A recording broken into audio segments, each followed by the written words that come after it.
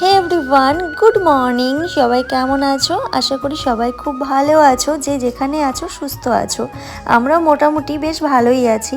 বেশ কয়েকটা দিন হয়ে গেছে আমরা বাড়িতে এসেছি, 1 মাস বলতে পারো, কিন্তু কোনো ব্লগ ভিডিও শেয়ার করা হয় না। তোমরা তো অনেকেই জানো যে আমি বাড়ি আসার পরেই আমার ঠাম্মা মানে আমার দিদি গত হয়েছে, সেই কারণে কোনো ব্লগ ভিডিও শেয়ার করতে পারিনি। বাড়ির অবস্থা কারোর মন মেজাজ ভালো ছিল না, তো ভাবলাম চলো আজ থেকে ব্লগটা স্টার্ট করা যাক। আজ প্রায় 1 মাস হতে গেল আমি বাড়িতে এসেছি দিল্লি থেকে।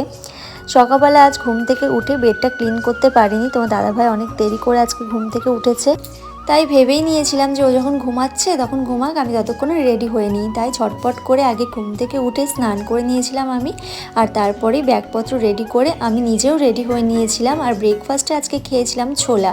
আর ব্যাগপত্র দেখে তো তোমরা মনেই করতেই পারো যে আমরা যাচ্ছি বাইরে, কিন্তু না, এখন আমরা দিল্লি যাচ্ছি না, আজ যাচ্ছে বাবা। সেই জন্য এদিকে বাবাকে স্টেশনে দিতে এসেছিলাম, তো ভাবলাম চলো বাবার সাথে আমরা যখন দিতেই যাব তো আজকে পিসি বাড়িতেই ঘুরেই আসি। আর পিসি বাড়ি বলতে হাবড়ায় যাচ্ছি রাজাদার মুক্তা দিদির বাড়িতে, ওখানে যাব, যে 2 দিন থাকবো। এবার এসে যাওয়া হয়নি, সেই জন্য ঘুরে টুরে এসে আর ওই দিক থেকে বাবা একই ট্রেনে আমরা যাচ্ছি। বাবা শিয়ালদা পর্যন্ত চলে যাবে আর আমরা হাবড়ায় নেমে যাব। কখন যে বনগাঁতে ঢুকে গেছি গল্প করতে করতে টেরই পাইনি, তিনজনে এত গল্পে মেতে গেছিলাম যে বুঝতেই পারিনি। তারপরে শিয়ালদা লোকালে উঠে আগে খেয়ে নিয়েছিলাম কাঠি ভাজা, আর আমি কিন্তু ট্রেনে উঠে ছোলা মাখা কাঠি ভাজা খুব ভালো খাই, কিন্তু বাড়ি থেকে যেহেতু আজকে ছোলা খেয়ে এসেছি সেই জন্য ছোলা খাইনি, কাঠি ভাজাই খেয়েছিলাম। বাবাকে টাটা করে আমরা নেমে গেছিলাম অশোকনগরে। আমরা হাবড়াতে নামিনি, হাবড়া থেকে একটু দূর হয় দাদাদের বাড়ি, সেই জন্য অশোকনগর নামলে একটু সুবিধাই হয়।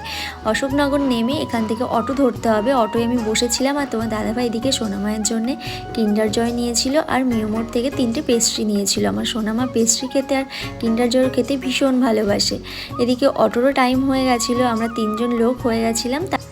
অটো থেকে নেমে এখন চলে এসেছি মিষ্টির দোকানে। আর যখনই পিসিদের বাড়িতে যাওয়া হয় না, এই দোকান থেকে মিষ্টি নিই, ভীষণ ভালো এই দোকানের মিষ্টিটা। তো পিসি যেই মিষ্টি পছন্দ করে সেই মিষ্টিটা নেওয়া হলো। এবার তো হাঁটতে শুরু করে দিয়েছি, আর তোমার দাদাভাই দিকে ক্যামেরা ঘোরালেই দেখো ওর রিয়াকশানটা সবসময়ের জন্য এরকমই হয়। আর হাঁটছি দেখো মনে হচ্ছে দৌড়াচ্ছি। আরে না না, একটু স্পিড বাড়িয়ে দিয়েছিলাম। তুমি কে এসেছে? তো দেখাও তো কে হয় তো তোমার? এটা আমার কিনিং কাকা। একটা হাম্পি দিয়ে দাও কাকাইকে। কাকাইকে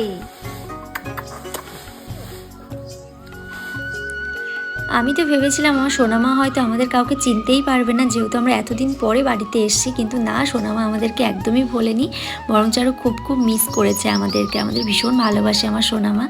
আর এই দিকে আমাদের দাদা দেখো রাজাদা রান্না করেছিল পাঙাশ